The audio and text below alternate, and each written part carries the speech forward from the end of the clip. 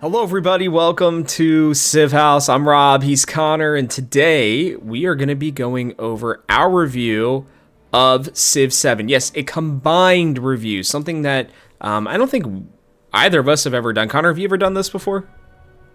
Not to this extent, no, but I mean, this is one where you and I have different enough thoughts on this where it just felt like we had to do something combined. We couldn't put out something, individually. So, yeah, very excited to get into this. Yeah. And I will say, if you want more in-depth thoughts from just us, you can go to thegamehouse.com and check that out. If you are new to this channel, just know that we are putting out Civ 7 content as of right now, Civilization content in general, but Civ 7 content right now, almost every single day.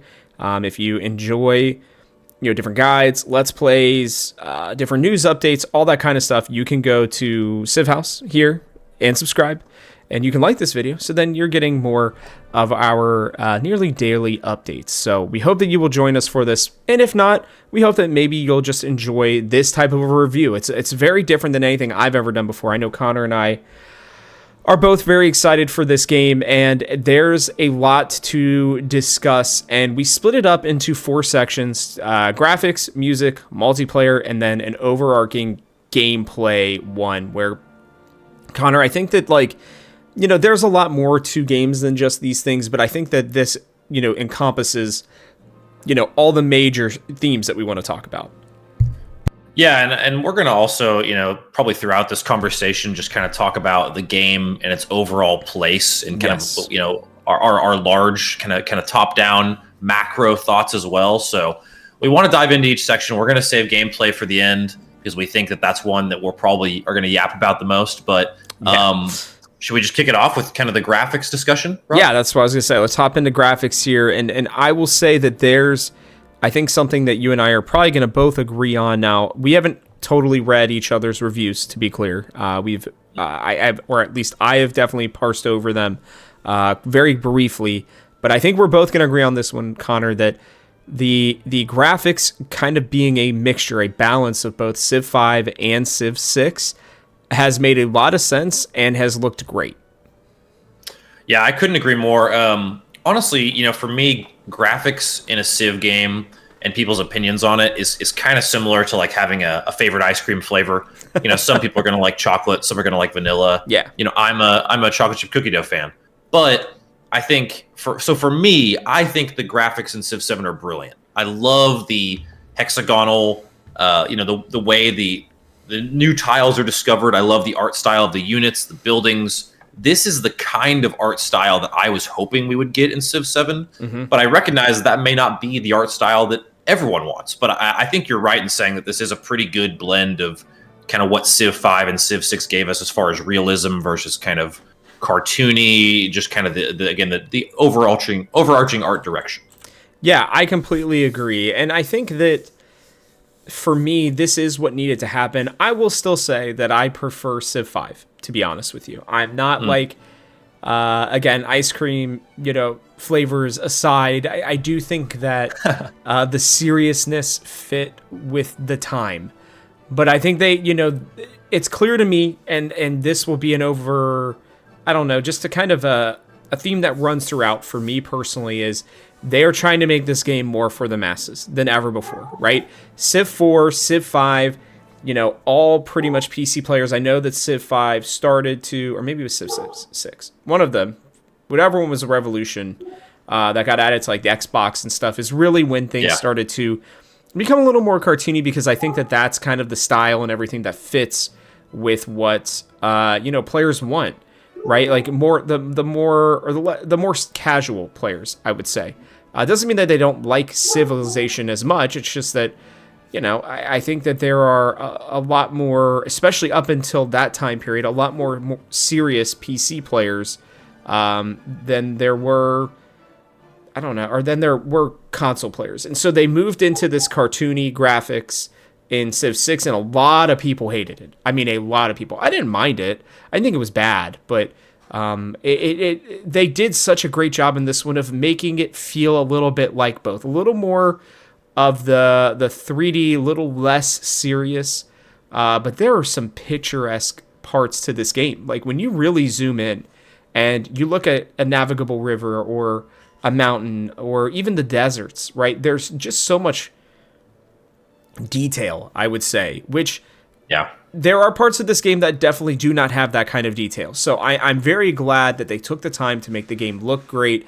It feels great. It feels like you are playing the ultimate board game, right? Where it's just absolutely beautiful, but it still feels like a board game, which I'm okay with. If you've seen the virtual reality, I guess announcement that they put out there, that one really makes it feel like a board game. The graphics on that didn't look too great, but they really made a lot of fixes. A lot of people were pretty upset with the way leaders looked, and I think they did a good job of kind of refocusing on that and making them look good. But this was kind of the one of the better things that I felt like they did from the start. Connor, was there anything else you wanted to add for graphics?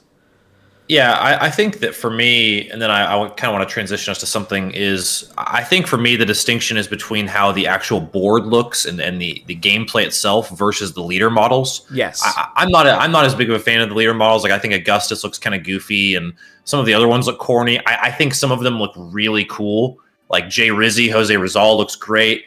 Tecumseh looks great. Pakakuti. Like there's a lot of these designs that I like, but I'm much more captivated by the actual board itself. The one thing I'm not so captivated about, and I had in my graphics section, is the UI. I don't know if we want to talk about that now, but for me, the UI, this is the thing that I think the community has been the loudest about, and probably deservedly so. And I think it is a pain point for this game. With the one exception being, I am a huge fan of the cogwheel at the bottom right and kind of how that gives you notifications of what all you can do on your turn. How you're able to navigate through that, I think, is very, very clean, and I love that presentation. Yeah. And the thing that have been critical about with the rest of the UI is just the lack of presentation with certain data, or how you had to kind of hunt for things. I will say though, like one of my, I'll use a specific example. One gripe was how you used to have to find city-state relationships was clicking on your leader, then the heart icon, then scrolling through the city-state names. Now you can just click on the city-state. It makes much more sense. And so I do want to give some credit to the devs. We have technically been in early access. Sure. And I think a lot of those UI issues we're going to see those go away as the full game comes out. But I'd be curious your thoughts as well, Rob. Yeah, I will say I was planning on us saving the UI for a little bit later, once we got into the gameplay section. So I think it's good. Well, I think it's okay for us to hit it a little bit now, and then I think we'll probably do a lot more of it in the gameplay section, just because I think there's so much that's attached to the gameplay, right? That it is, there's two portions to it. So I think the part that you're talking about, I absolutely agree with. The UI looks graphically, right, and the way that it functions is horrible. It's really bad. Now they have started to work on it. I will say I was able to click on the villages themselves. Like I would just click on the tile instead of the nameplate, and that worked as well. I did see in your video that you were doing that you were having an issue with being able to click on the nameplate, and I'm glad they did add that, because I was confused. I was like, oh, well, for some reason, the nameplate didn't work. I was able to click on the unit. I will say that's been a big issue for me in general. And like I said, I think we should dive into that very extensively in the gameplay. But the actual look, dude, it's terrible. Like, I know that you can, I guess, more leveled up you are in the game, the more you can add to, the colors in the background and all that kind of crap. But, I don't love the fact that it feels like they are making it so that it's all earnable, right? And not just something that you can kind of have looking better right from the start. And, they had text issues. There still were some. I was playing a game this morning after the, 1.0.1 patch, 2.0 patch or whatever came out, right? And there were still some UI issues with the text and stuff too. So, there's a lot that I think we need to kind of dive into with that as well. But I just think graphically it looks uninspired is the way I would say. When I click to open something, the menus just looked better. The UI overall just looked cleaner with Civ 6 and with Civ 5. This one, it feels like it was a complete afterthought. And like you said, to their credit, they are They are taking that very seriously, and there's a lot more to go through with the UI, but I'm glad that they're hearing us out. The last thing I wanted to discuss graphically, Connor, was the feeling of cities. And I wanted to get your thought on this because I feel like individual spaces look great. But then once you start building your city out, I can't tell where anything is. It all just kind of feels like a blob. And I don't know if you felt the same way, but it becomes kind of an eyesore to me, which I understand that, like, cities in real life can look like this. I don't know if you've seen images of Tokyo recently. I know you went to Japan in the past as well, but like, yeah, images from above of Tokyo, it's just a gray mass. And I understand that that's the case, but for this kind of a game, I don't want that to be the way that it feels. I want it to still feel connected, which for the first time ever, cities really feel like they can sprawl yet still be connected. But at the same time, it feels like the unique buildings and stuff like that, they don't really stand out like they did in Civ 6. Yeah, I can see where you're getting at here. This hasn't been as much of a pain point for me, but I can definitely see needing some increased distinction between the urban districts and wonders in particular from like the rural tiles or other things like that. I think you get them when you zoom in, like especially if you have like a more eastern wonder in a western architecture civ, it's going to stand out, but really like you're saying, only when you're pretty zoomed in. So yeah, I'm not sure how they fix that, but maybe just some greater color distinction or architectural distinction from afar. But I definitely hear what you're saying. Yeah. Yeah, and I think that, we'll have to see if they make changes to that. I know I've seen other people on Reddit talking about it as well, but I would say, I guess, to encompass things for me on the graphics, I think they look pretty solid. There are some changes I'd like to make, but I do think that it's one of the better portions of the game, without a doubt. Yeah, I'd have to agree. I again go at a whole. I think graphics look great in this game. I think the way it looks is exactly how I'd hope it would look. Going back to that ice cream flavor thing, recognize it's not for everyone, but let's shift gears and talk a little bit about the game's music, if you don't mind, Rob. I think that music for me is something that, in a game like Civ, you're almost, it's like playing a game of Balatro. Like it becomes iconic, this background noise that's going on, and it kind of sets the tone for what kind of gaming experience you're going to have. And Civ games can drone on for hours, and that's kind of the beauty of them, is getting lost in each turn, and the years kind of flying by as your civilization progresses. Yep. And to me, the music really lends itself to that. And in particular, the in-game music when you're playing as different civs being different enough, kind of based on your civ, is a really nice touch. That's been a thing in multiple different games, but I think they did a good job here. I'd be curious your thoughts. I mean, I think I say it in my review, but starting with Christopher Tin, I guess, the guy who has written now 3 different opening themes, Civ 4, Civ 6, and now Civ 7. Live Gloriously is the name of this one. And I didn't love it initially when I heard it. I'll be honest with you. But the musical version and the changes of it, I think that, I guess maybe the more fully orchestral version of it has grown on me immensely. It's very good. And I think, I don't know if it'll ever take over Sogno di Volare, which is the Civ 6 theme.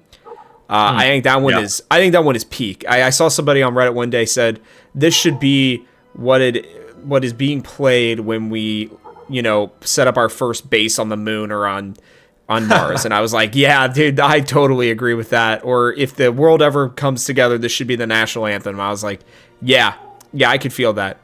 But Live Gloriously is amazing, and Christopher Tin is a genius. And I think that you have to, for Civ games, we have found, right, since really Civ 4, that you've got to have a great theme to start things off. And he does a great job of that.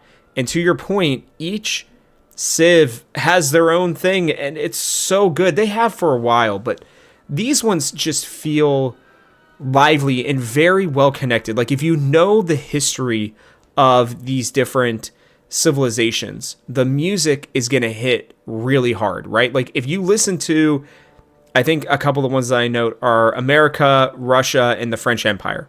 all of them have parts of either their national anthem or their just noticeable music in the background that is just incredible. Russia has a little bit of the Soviet theme kind of weaving throughout it, while the French Empire has like the da da da da da da da da da part into it as well, which is amazing. And then America has like its well-known flutes that you kind of hear like as the American Revolutionary kind of time period, and there's just so many others. My Khmer, and I always think I'm pronouncing that correctly or incorrectly, but the music for that has also just been fantastic. I recently, while I was working on this review, listened to Siam. I haven't had a chance to play as Siam yet, and that music's fantastic too, and it really makes you feel like you are in that civilization. And I will be honest with you, it sounds bad. Music is so big for me, whether it's a movie, a show, a game like this. I think that this may be the best part of the game that people are not going to talk about enough. Yeah, I completely agree. I think it is hugely slept on, and it's like a background process in your brain that is going on when you're hearing music during a game, and it can do wonders for a gaming experience, truly. And I do think that Civ 7 has nailed this. So good to hear that we both really agree on the music part. I was kind of curious. I was thinking you were going to be a little bit more critical. So this is good to hear. Yeah, I mean, I like to think that orchestral music is the thing. Like, it's all I listen to basically when I'm working. And so I don't know if I necessarily have a good ear for it, but I know what I personally like, and this hits that in such a great way. I don't love I will say the one criticism I have is I think the Antiquity ones kind of feel a little similar at different points, right? Like the Mississippian feels good, feels kind of similar to, I forget what one is the one from India, but there's, I forget which Civ it is, but either way, like those ones feel a little similar, but like it fits with their cultures, right? And that's what's most important. So there's not as much of a distinction, but I think that grows as we go on, mostly just because of the fact that like we know more music from like, the Renaissance era on, right? Like that's where we really start to kind of see music becoming more of a thing, and why they're able to kind of interweave those tunes. So yes, very glad about that. I could go on about the music forever, to be honest. I love the music that they did here. I think you and I are excited in a way to talk about multiplayer too here, Connor, because I think the multiplayer is something that you and I, like, that was the very first thing that we did, was we jumped into a multiplayer game with each other. And boy, oh boy, Connor, I'll let you start this one, but there are thoughts. There are thoughts on this one, to say the least. It's going to be interesting, because I don't know how long this section is really going to be, because I think we're just going to kind of say what it was. I mean, the game creation and game loading experience is abysmal. It's so clunky. It's awful. We had a really hard time just starting a game. Again, asterisks being this was during the early access period. Maybe this is all fixed and life is perfect now. But pending that, the game creation was a disaster. I mean, we really struggled on multiple. I think Rob had to invite me through Steam, and that was the only way we could get it to work consistently. And then when we were loading, trying to get back into the game, we really struggled then. I mean, there's auto saves versus local saves, and getting us both to kind of go into the lobby was too much of a challenge. And it feels like gaming has come so far as multiplayer lobby speed and creation, that this should not have been an issue, especially with 2K involved. I mean, this is a really prominent multiplayer company. However, I guess on the other side of the coin, once we got into the game, Rob, I felt like it was completely fine. So that's at least a huge positive. I will say that I'll start with the good here. Sure. The in-game, I completely agree with you. Felt fine. Didn't feel like there was really anything that bad. The only bad portion of the in-game was the fact that when you transitioned to a new age, you got kicked out. Oh, and yeah. That really took me out of the experience. I'm not going to lie to you. I think it did for you, too. It felt like, okay, it was jarring. Yeah, it was. Jarring is, I think, a great way to put it. I couldn't believe that was the way that they were going to do this. And it's fine. I mean, I understand it to a certain degree because the game kind of restarts technically, but dude, like when you're engrossed and you're really in, and then the next thing you know, okay, age is coming to an end, bam. Wait, where'd the game go? Where are all my units? Where's the board? Oh, I'm back at the loading screen again. Hated that. I am not gonna lie to you, that was a top tier level of hatred for this game in my opinion. Along with this, I think the multiplayer right now, the way that they set it up, I'm going to use the word unacceptable. And it's because of the fact that I feel like they are pushing for multiplayer more than they ever have. I think a lot of the changes that they have made to the game is because they found out that so many people have their own multiplayer games with their friends, and they're trying to push it, I say in my article, almost to like a competitive level of an esport. I know that it takes a lot longer, even in an online game. I think it's probably like 2 or 3 hours probably. And like for like a full game, like each age is about an hour plus maybe, maybe a little less even depending on, how everything goes in the game. But like how you ship this with the intent of the game being much more simplified, again, so obviously created to have multiple people playing the game at the same time. It was terrible. It really was. And there are good parts to this where, they're creating customization for your profiles like we talked about. And I think that's cool that you're able to show it. But the fact that like I couldn't, like you said, even get you into a freaking game without having to invite you directly through Steam, not even from their own page. Like, imagine if you're not on Steam. Like, does it work on Xbox or PlayStation? I don't really know, right? Like, that's terrible. Like, do you have to just invite through the, the Xbox or the PlayStation, friends lists? Like, are you able to do it through what they already have in the game? Like, it just feels like there's no way that should have shipped. They literally played a multiplayer game right before they launched. like the day of or the day before the game was going to launch into early access, advanced access, whatever you want to use for that. And how they didn't see this as a problem, I understand that they have a lot of internal people, but I think one of my biggest issues with this game in general, and where it really stood out in the multiplayer part, was it felt like there was a lot of good internal testing done, right? But I think at maybe the worry of things getting leaked or, there being issues, I don't know that they did enough external testing. And I didn't like feeling like I paid for the external testing, because that's kind of what advanced access felt like. And I'm not going to lie that this left a bad taste in my mouth, especially when the first thing we did was hop into a multiplayer game together. I really had to actually force myself to play the next day because I was that upset about it. Yeah, that's fair. I mean, that, again, these games are, you have to think of the whole of the experience, and that's something that, we're about to talk about gameplay pretty in depth, and this will probably be the most wordy section. But again, a lot of what we talked about right now are kind of the things that supplement gameplay, and these really do contribute seriously to whenever the sentiment you just expressed, Rob. Like, at the end of the day, when you're done playing this game, how eager are you to get back on? That's usually a pretty clear indicator of how good a game is. That's probably where you and I are a bit different. Like, I mean, after we were done playing, I was jazzed to get back on. I really, it was negative for me, but it didn't impact me quite the same way it did you. But that's also, I mean, that's the nature of experiential, experiences through gaming, right?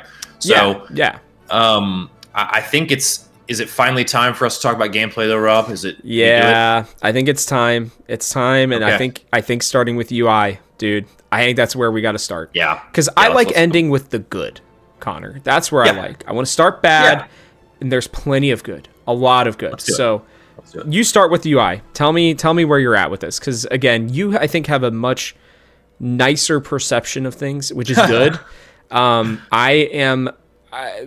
multiplayer experience was just the icing on the cake for me. Sure. And I am not one of those people. Again, sorry for those of you on Reddit. We love you. But I'm not one of those Reddit people who are just here, and I'm not one of those review people on Steam, Connor, who are just here to crap on the game. That's not what this is about. I want to preface this gameplay section for me personally real quick before you jump in with, I see a lot of potential. And that's what keeps me playing. But I have issues, and I want to hear where you're at with it. 100% with you. So we'll kind of start with, I think, a general conversation about UI. As I mentioned in the graphics section, I think there are parts of this that are nailed. If the cogwheel in the bottom right, I'm probably talking about it more than I should, but no, it's okay. It is kind of the main mechanism that you progress through your actions in your turn. So you do interact with it a lot in a game, and I think it's extremely well done. Now, the way you get to the keybind to change clicking to your next action is way too hard. And that's kind of like a funny, perfect depiction of this UI conversation. Yeah. It's like something can look good, like the legacy path UI graphic appearance, I think is really clean. I think it communicates pretty clearly how you move from one, spot on the legacy path to the next. But I think getting the specifics of that information can be really challenging. And if you're trying to get different numbers of codices or however you say it, knowing kind of where you're at and where those are stored and really the progress on that feels like it's way too many clicks away. And that's, I think, my general overarching sentiment with the UI is it feels like the things that I need are just a few too many clicks away. And I understand where devs are coming from here, because a lot of this game, like we've talked about, is meant to, iterate on a franchise that has done similar things and, offer a new version that's true to the core, but also innovate and change and, be adaptable. And in particular to appeal to the masses. And I think one way that they've chosen to do that is to simplify some of what you're seeing on screen, to present maybe a little less information up front, to prevent you from being overwhelmed. They've certainly done that with trying to minimize unit management and busy work, getting rid of builders, things like that. But it feels like, and I know that's a razor's edge to walk, and I can only imagine the back-end conversations developers had about this kind of stuff. But to me, it just seems like I need a little bit more information, a little bit more readily available. And that is, I think, the most simplified way of offering up my critique of the UI. I think anyone watching this video has probably seen 10 YouTube videos about the UI and 20 Reddit threads and forum posts and all this. And so I don't want to beat a dead horse, but I do think that it has been a pain point. I appreciate some things, but others are pretty unacceptable. Yeah, I'm pretty upset about it, to be honest with you. I think this UI is one of the worst ones that I can really remember, if I'm being honest with you. It is one where, for me, personally, I am struggling to understand why they decided to do what they did. It felt like, the strategy, they've talked about this a lot with Civ 7, the strategy, and Civ 6, right? You keep a third of the game, you improve a third of the game, and you change a third of the game, I think is the way they do it. Why they felt this UI needed to be changed so substantially from Civ 6, and I know there was a lot more to add, is just bad. I actually think the legacy part is probably one of the worst parts for me personally. I don't think it explains things very well. I don't mind a bar, graph, or I don't know what you want to say, but a bar leveling, a progress bar, thank you. That being the way that they show it to you, that's fine. But what does the little ticks actually mean at the bottom of it? Nothing, right? I don't even know where I'm getting my legacy points from. I figure it out eventually, right? And they keep going, oh, your advisors are going to help you. Your advisors will help you. Keep the tutorial on. I don't feel like the tutorial did nearly enough to explain these things to me. And I don't think that the wall of text was completely necessary for things like I've tried to run an econ build and it's fine, but the fact that I have to scroll through 2 or 3 paragraphs just to get to what each legacy path is going to mean, it's a complex game and I understand that. But there are complications in areas that there don't need to be, and then there's simplification in areas where there needs to be more complexity. And that's where I've been really really struggling with the UI. Like I said, I already don't think it looks very good, but the fact that I've had to use the Civilopedia more than I ever have in just, I mean, I've played thousands of hours of the other Civ games, the last 4 of them. So 3, 4, 5, and 6, yeah. And I've already used Civilopedia probably more than I can remember using it in any of the other games. Like at all. And it's because the tooltips are bad or not there. They're non-existent. And I actually even think that the wheel at the bottom, Connor, I struggle a little bit with it because I didn't realize that they were kind of splitting it into 2 things. Like one was the actual tasks and one was the notifications.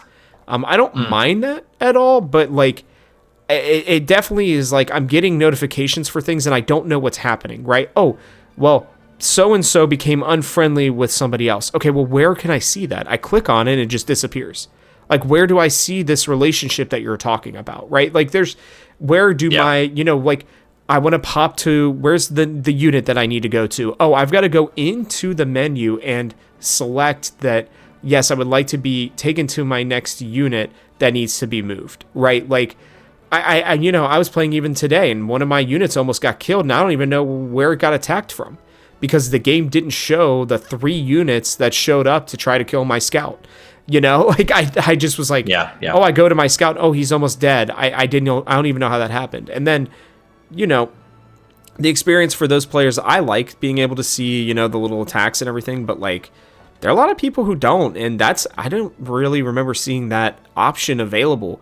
Like even the freaking menu you have to do show more to be able to exit from the game you can't, like your normal exit takes you to the main menu, but to just exit a game and go to your desktop, you have to do an extra click for no reason. I really think the UI has a long way to go. They are making progress and they understand that it's bad.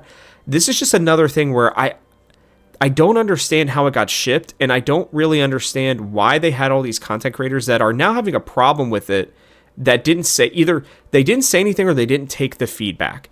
Or what I think is more likely is I think a lot of these content creators are very nice people, at least it sounds like they are, and what I've watched, they seemed to have held their criticisms back. It felt like everybody was leading up to this, and these content creators are like, oh my god, this game is so good. And then the second that the game came out, it was, oh, there's some terrible things about this game. And it's like, you guys were invited to these studios, and if you guys had critiques and this is as far as they got, then what were the problems before this? You know what I mean? Yeah, that's what you have to wonder. Yeah, and so it's just like, again, I'm not trying to just crap on them and the UI. Like, making a game this complex takes a lot of time, a lot of effort, and I respect that. But like, dude, getting the basic things down that you already had in your last game, that to me, the UI to me is a basic. I would much rather be sitting here really dissecting the gameplay and not having every single thing that people are talking about be how bad the UI is. That's my rant on that. I'm sorry, I know I was a little long, but like it just was tough. Good. I think as we transition more to gameplay, maybe this is a silver lining we can find, though, is that if the community is spending this much time harping on UI, which is deservedly so, it is rough. I would almost rather that than an awful gameplay experience. I mean, at least, and I think you and I are going to get into this, but at least it feels like elements of the gameplay are much more polished in the way information is presented about the gameplay. I'd much rather have that than the inverse, at least as a silver lining. I think it's not an excuse. Obviously, the two go hand in hand. They're both core elements, but yeah. Anyway, I mean, I'll be honest. I even think some of the gameplay is pretty rough. I'm going to be honest with you. I really do. Let's get into it. Yeah, I want to start with age transitions. Again, I love the concept behind them. I really do. But I think you and I have talked about this. I feel like the exploration age should have been split in two. I just think there needs to be a medieval period. People love that time period. Like, why take that out for the exploration age? You know what I mean? And it feels like that's being almost completely ignored, right? Like, you have the Normans in the game. Like, they are what the quintessential Western idea of medieval is. And it feels like instead you're skipping from, the year 900, AD to, to like 1400 when people are exploring. And it's just like, that's such a big section of time that's just kind of meh. I love the ages, and I understand they wanted to keep it, 3 ages, fine. It sounds like we're probably getting a 4th. Spoiler alert. Sorry about that. Pretty sure we're getting a 4th.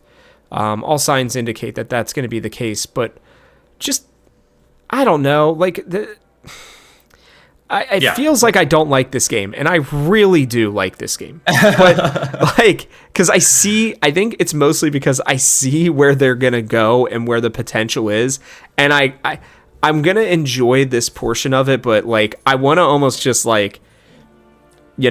teleport or go in the future to when this game feels more complete. The cryogenic freeze. Yes, just something. Because, dude, it's just sad because, the ages are a good idea. I like having something to try to accomplish at the end of each age, right? I think that's great. But it just feels clunky right now for me. I feel like I'm so pigeonholed into trying to make something happen that I can't adapt. Right? So, if I'm playing as, let's just say I'm playing as a scientific, Civ. But the problem is the people around me are just war, right? It feels like I'm at a total disadvantage right now because the age transition makes it so that all the science that I may be working up towards, I can't fully finish because of the fact that I'm at war all the time, but I still can't get the warpath one either because I'm not a war civ, and so then I'm going to lose out on the age and potentially on the game. And I know that that's kind of where they want that complexity to go, but I liked the openness in all the other games to where it was like, hey, I need to adapt. Yes, I may be a science civ, but maybe I'm going to be a really science-focused military civ because of the fact that I have to defend myself. Or maybe I'm going to be a little bit of science mixed with culture because there are so many other people going for wonders and I feel like that's the way I need to go, right? It feels like I get pigeonholed with the victory conditions and with the age transitions. And that's not even to mention the fact that they have to work on the age transitions to where it's like, I don't lose all my units. I literally was playing a game as Rome, Connor, and my second city turned back into a town in between ages. And I flipped. I had saved up for turns, so many turns, to turn my second, town into a city. And the next thing I know, I was having to do the same thing again. And while I can appreciate crises, I think that's an awesome addition to the game, actually. I really, really, really like that. I don't think that if it doesn't happen in the crisis, right? If it was that my crisis was, hey, your cities get smaller, they become a town, right? That's something I have to choose. But for me to just randomly have to be like, well, there goes 600 gold, that just feels terrible. I have a lot of thoughts on ages. It's one of the things I think I have the most thoughts on. But quickly to respond to that, I think in our game, our multiplayer game offline, I had achieved the science golden age. I had completed the legacy path in the antiquity age. Oh yeah. But because one of my cities was in a crisis, I essentially lost access to all my codexes in that city, and I didn't get the golden age upon transition. I just didn't get it. Yep. I was playing a game solo as Tecumseh, and I was doing the city-state suzerain thing, and we went to an exploration age, and I just essentially lost all of that progress. I felt like the game was over. I just lost. Yeah. So, again, I think you touched on it a lot, but ages to me on paper are brilliant. I think that this is something that when you look at what, different ways this game could have adapted and innovated, this seems like, again, on paper, one that really makes a ton of sense. And it's one of the things I was most excited about coming in, especially because one thing it does is it creates urgency in a game where otherwise that doesn't happen until right at the very end. Oh, I need to figure out my win condition. This gives you some paced urgency throughout the game. It gives me something to pursue early game, middle game, late game. That's awesome. I think that is achieved and I agree. However, one, I mean, that urgency should reward you with things. And I think that people who are able to play through the Antiquity Age and get multiple legacy points in multiple different categories are going to feel that. But it should be more rewarding, I think, than it currently is when you take that next step after having done a good job in one age. Yeah, I think that is a little bit of the cutoff that you and I have experienced. Is it just doesn't, sometimes it feels more punishing than rewarding. And when in a game where, yes, we want some urgency throughout, but where you are building something gradual throughout, it feels so bad to feel like you're taking a step backwards in a really pivotal time in the game, like an age transition. It should feel completely the opposite. It should feel like your civilization is sprawling into some new age and some greater step is being taken. And oftentimes it just feels completely the opposite. I literally could not put that better, by the way. I only jumping in to say that, because that is a perfect way. You stated that exactly the way that I felt, but could not actually express. So thank you. That's why I'm here, Rob. Happy to help. But the other thing I really like about the ages that I do think is achieved is that each age feels wholly distinct in what your purpose in that age is to do. Yes. And it's in Antiquity, you're building up. You're building an empire. You're establishing your roots. You're building a foundation. In Exploration, okay, now it's time to go see the world, meet all the other players, expand your horizons, gather resources, find treasure. Yay. Yes. And then in the modern age, it's all right. Let's maximize. We've done all this work. We've explored. We've built our roots. Now let's put it to the test and let's just min-max, become as powerful as we can, and let's become the dominant civilization. And again, from a theoretical framework, I think that is achieved. I think that is the ethos of each age, and I think that is kind of what you are doing as a player. I think that is a brilliant addition to Civ 7 that I can't understate enough. Again, it just feels like a little bit has been fallen short on how those transitionary periods go. If it felt like I really was leaping more into the next age to begin exploring, or leaping into the modern age to begin becoming this like railroad tycoon powerhouse, industrial revolution age Civ, it would feel so much better. Again, so my whole thought on ages is that it feels like this is exactly the right move. Yeah, it feels. I can only imagine those conversations with developers, probably years back, planning this. And I'm with them. I think it's the right play, but we've just got to figure out a better way to make the age transitions more rewarding, to help kind of inspire players to be excited about the next age. Because I mean, Rob, I've quit 3 playthroughs moving from Antiquity to Exploration because it just feels that bad.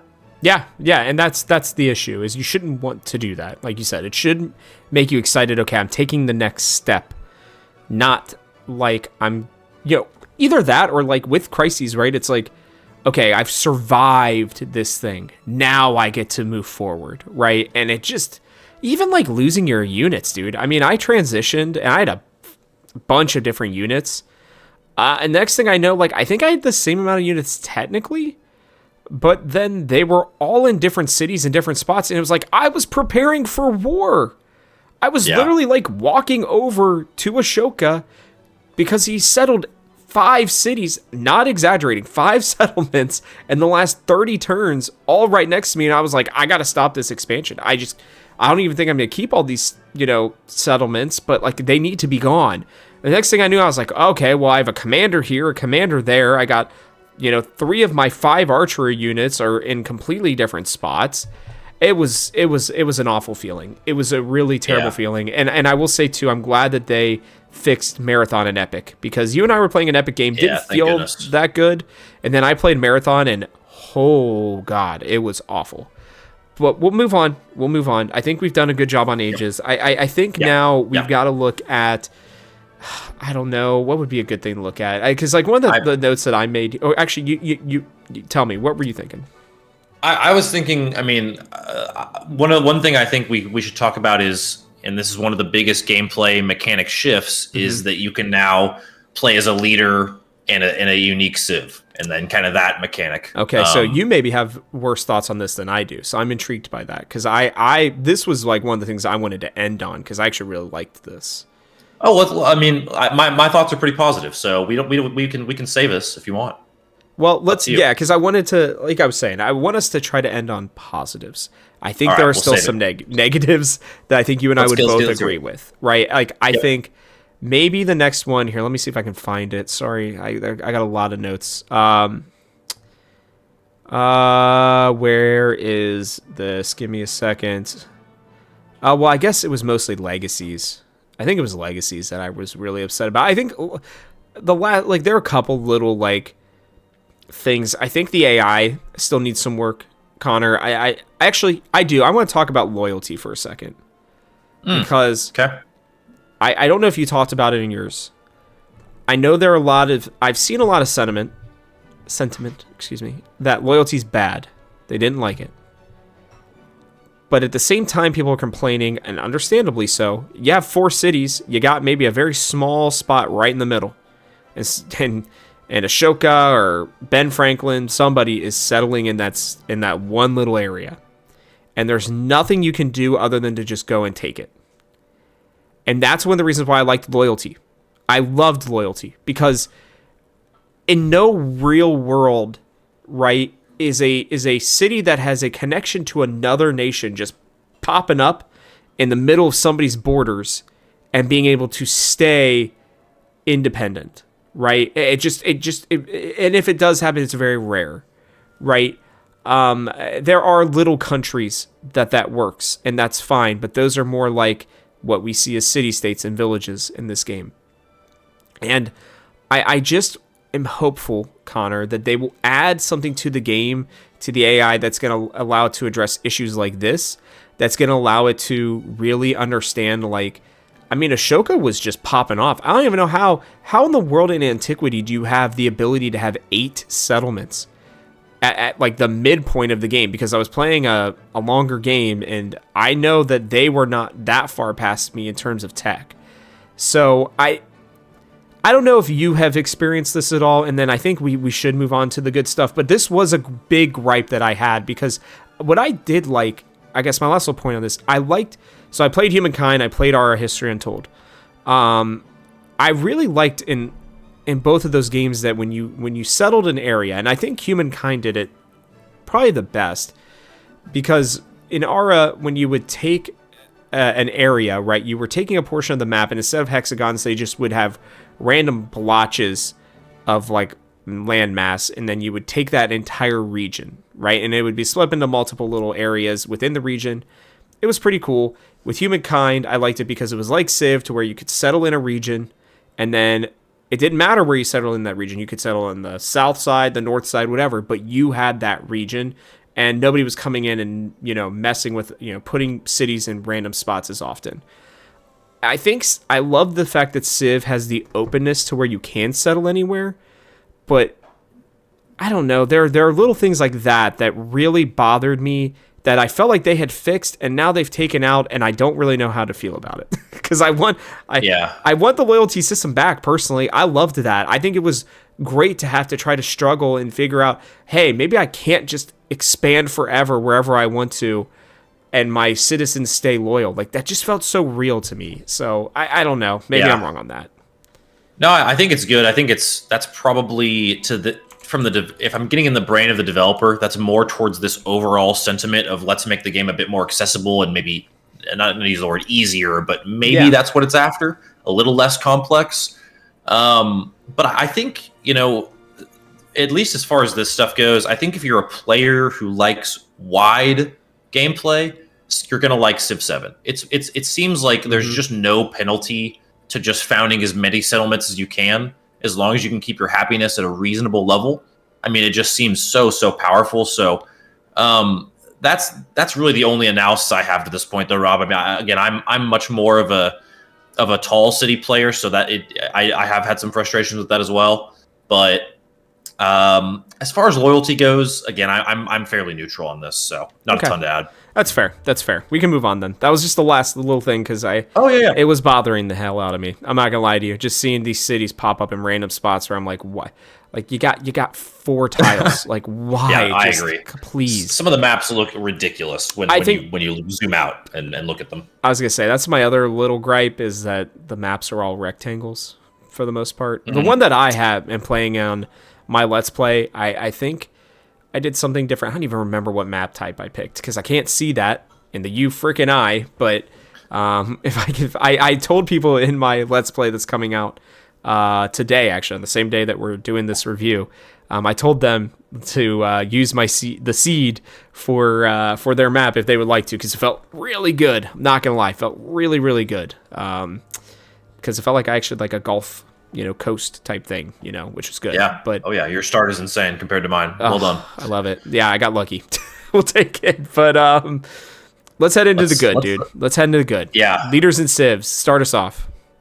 Yeah, so this is something that we've talked offline a little bit about. I think this is without a doubt, I think, the aspect of the game that Rob and I are both in love with and could just probably go on and on and on about in a good way. So hats off to developers. If you're watching this, bravo. I think the idea of having leaders pair with different civs and then have those civs be able to change from age to age is just chef's kiss perfect to me.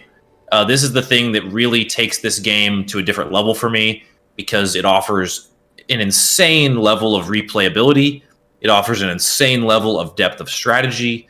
And again, it makes every game feel so, so, so different. I mean, I could play against Ben Franklin 20 times and have a completely different interaction with him all those times. Yeah, sure, he might be, science each time to a degree, but like it completely changes the way you're going to interact with those players and the way you can play with different leaders. And this is even furthered by the memento system. I mean, the ability to have 97 different mementos you can unlock, again, by playing the game, which I do like that you earn them just purely from playing. Win or loss, you're going to make progress on your character and gain more and be able to do more. It's cool. Thank goodness you can't just buy them. Yes. But again, this is just something I am so excited. I have a few leaders that I already really like, and I just want to try them out on different civs and see how it goes. Like I'm determined to make Pakakuri work and the Mountain Fortress work. And I think on ours, I'm Han China to start and have the Great Walls and the mountains, and it's a lot of fun. But there's so many different ways I could go about doing that, right? And so this is something, again, age transitions aside, because that still does feel a little weird when you're picking a new civ and kind of how that transforms and whatnot. That aside, I think that this as a gameplay mechanic is bar none my favorite part of the game. Yeah, I couldn't agree more. This is the option to change up gameplay in such a significant way and try out, maybe I want to play, Ben Franklin as this super military power, or maybe I do want to fixate on culture instead of, diplomacy science. I think that's what he is, if I remember correctly. Like, yeah, that option is awesome. Then, like you said, mementos, man. The ability to fundamentally change the game. There are games that add things like this, where, like, there are always additions to games that you don't know if they're going to stick around, right? There are things that were in 5 that haven't been in 6 or 7. There are things that we've obviously already talked about in 6 that aren't in 7. There are fundamental gameplay decisions that I think will change things up. And while a lot of people, including myself, have always wanted the ability to have a create your own custom civ right from scratch, I think this might be as close as we're going to be able to get, to be honest with you. And I'm okay with that to a certain degree. And it allows for so many more types of gameplay, so many more leaders, so many more civs. I mean, the fact that Nepal is going to get a freaking civ in this game is awesome. I don't know if there are any Nepalese leaders. Like, maybe I guess they could do one of the monks, sure. Maybe the Dalai Lama, I guess. Maybe I'm pretty sure that's technically part of that culture in terms of like where they live and everything, right? But I could be totally off base there. Just throwing that out there. But my point remains that, like, there are going to be so many cultures that are going to get some love that never have gotten it before, and they don't necessarily have to have this, incredibly well-known leader, or even people, again, like Ada Lovelace, who's going to be coming out. I know I've heard her name. Even as a history person, there are times when it's not like they are very well-known, these different people, but they're going to be more well-known because of this game, and I love that they are putting so much more of a focus on it. Like, even just getting Ben Franklin right this time around as your, one of your, and Harriet Tubman, those two American leaders, like, that's freaking cool, and they don't have to be attached to America. I love your Mayan gameplay. I think that's so cool to be doing with Harriet Tubman, and I'll be honest, like, even Batuta with almost anything I think is going to work, but as the Khmer, this has been pristine. I've loved this combination. Machiavelli with the Mississippians has been a really fun one that we've been doing too. So, like, there's just so many options, and I love this. Honestly, truly, Connor, saved the game for me. I'm not even gonna lie to you, because I had issues with almost every other addition that they made to this game, like major one, whether they be extremely bad like Ages, or not great like Legacies, but this one just nails it on the head. I can tell they took a ton of time to figure this one out, and I think that they've crushed it. Yeah, I'm with you. I couldn't agree more. I mean, this is something that will keep me coming back to this game for a very long time. Again, depth of strategy, all the things we've always said. This is just so good. And before we kind of close this out, I think there's certainly things we haven't talked about that we're both critical of, that we both liked. This is a pretty all-encompassing review. Yes. But like you said, I mean, we didn't talk about maps. We didn't talk about combat. Age length adjustments, or a lot of the kind of nitty-gritty things. Partially because we could spend forever talking about all of the different aspects of this. We wanted to keep it, even though we yapped quite a bit, we wanted to keep it relatively short. But I think we should both kind of give each of our ratings, Rob. Yeah. And maybe our final kind of elevator pitch for this game, and then we'll close it out. Maybe we'll have a combined rating from that. Who knows? Let's see. But I think we will. You want to start, or you want me to start? Yeah, I'll get mine in real quick, and then I'll let you close this out here. But okay. I'm going to say that the potential for Civ 7 is incredible. I think that's exactly the way I worded it in my review. All these new systems have the ability to be some of the best that Civ has ever offered. But they need to start getting refined, and it needs to happen now. They're already starting to. I think that's good. But I think I said very specifically that if you don't buy this game right now and you want to wait, I honestly don't blame you, because the game will get better. It really will. But if you're like us and you're a big Civ head and you just can't, every single Civ that has come out since 3, I've had to have, and right away, and I've had issues with all of them at the start, as most people do. And like most strategy games, Paradox, I think, is a big one. They show that they will continue to improve this game. They will add DLC that, yes, I know people will get annoyed that it's paid. At least Civ is making some of it free, and I think a lot of the gameplay mechanics will end up being free. But there's just so much potential for this game. But right now, I was struggling with it. I am going to give it a 7, mainly because I think that potential pushes it up from a 5, to be honest, to a 7. I think it gives it that 2 extra points, just because I know this game, and it's not just the potential. The last thing I'll say on this is that I know it's going to get better. They have a proven track record of making this game, all of the Civs have gotten better as time has gone on, at least in my opinion, and I think in most people's opinion. But they have to continue to do it. I think they are trying to push this game out there to more people than ever before. And that means there's also going to be more criticism and more eyes, and that means they're going to have to be more on top of making the changes to at least make it so that the base game is worth buying. Right now, I'm 50-50 on whether that is the case. I'll be honest with you. I think there's a world where you really could wait, and in 6 months, this game is going to probably be slightly on sale, and you could get it, and it would be awesome. But I think it's good enough now to where it's worth getting, with the understanding that it is going to get better. And I think that makes it, stand out more in my mind. So yeah, I'm happy with my final grade of a 7. I know I was very critical.